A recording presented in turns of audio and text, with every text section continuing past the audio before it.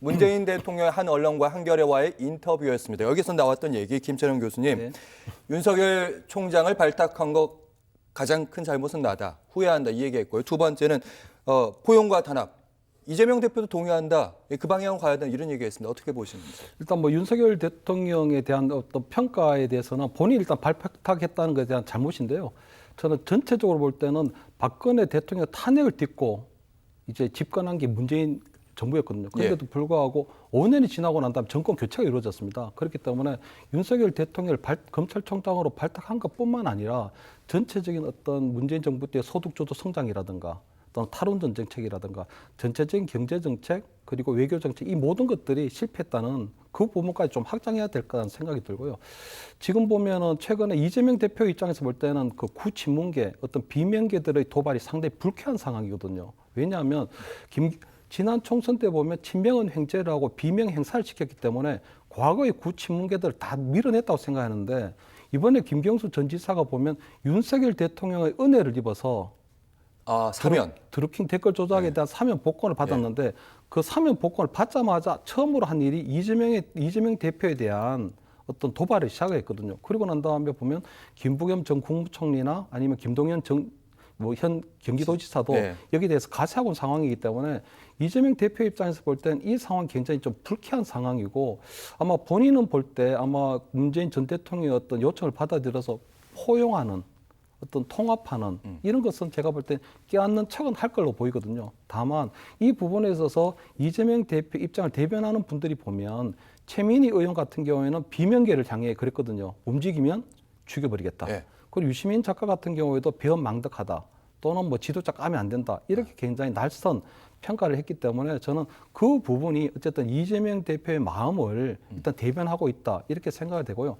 다만 이재명 대표 같은 경우는 지금 탄핵이 현실화됐을 경우에 조기 대선의 가능성을 두고 있는 걸로 보이거든요. 조기 대선 행보를 하고 있기 때문에 아마 이재명 대표 입장에서 볼 때는 김경수 전 지사나 또는 김부겸 전 총리 같은 경우에는 영남권에 정치적 지분이 있거든요. 그렇죠. 예를 들어 김경수 전 경남지사 같은 경우는 어쨌든 경남에서 어쨌든 민주당 경남지사를 지냈기 때문에 지분이 있고 김부겸 전 총리 같은 경우에도 TK 출신인데 대구에서 또 국회의원을 했거든요. 그렇기 때문에 나름대로 아마 본인의 어떤 대선 행보에 있어서 또는 실질적으로 대선에 들어갔을 때 그 두 분의 표가 한 표라도 더 나오는 것이고 아마 이재명 대표 같은 경우에는 본인이 경북 안동 출신이고 TK 출신이긴 하지만 TK에 아무런 정치적 지분이나 이런 것들이 아무도 없거든요. 그렇기 때문에 아마 그 두 분을 껴안는 포용 행보는 할 걸로는 보이는데 하지만 이 부분이 이게 실질적으로 포용하는 게 아니고 포용하는 척, 껴안는 척 한 형태로 가지 않을까 이렇게는 보이고요.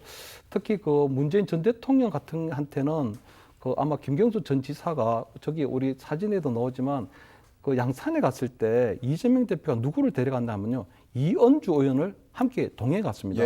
이은주 의원이 누구냐면은 문재인 정부 때 국민의힘이 있으면서 문재인 대통령을 향해서 독재자라고 얘기했던 분이거든요. 강도 높게 비판했었죠. 그런데 그분을 양산해동에 같이 동행해 가서 본인이 옆자리에 앉혔거든요. 그 건너편에 있었던 분들이 문재인 대통령 부부예요. 전 대통령 부부. 그분들이 느꼈을 그 불쾌함 그리고 이재명 대표가 이은주 의원을 통해서 문재인 전 대통령에게 보내는 그 경고의 메시지 이것은 앞으로 김경수 전 지사를 비롯한 구친문계가 계속적으로 본인을 향해 어떤 도발을 해온다면 본인도 마찬가지로 어떤 형태로든 어떤 무언가를 보내겠다는 그런 경고의 메시지를 이은주 의원을 통해 저는 충분히 보여줬다고 보거든요. 이재명 대표가 문재인 대통령과 약간 그런 불편한 관계가 있다 이렇게 지금 보시고 그걸 메시지를 드러낸 거다 사람으로서. 저게 제가 볼 때 저 이은주 의원을 데리고 갈 수가 없거든요. 왜냐하면 그 문재인 전 대통령의 시절에 가장 본인에 대해서 비판하고 독재자를 비판했던 분이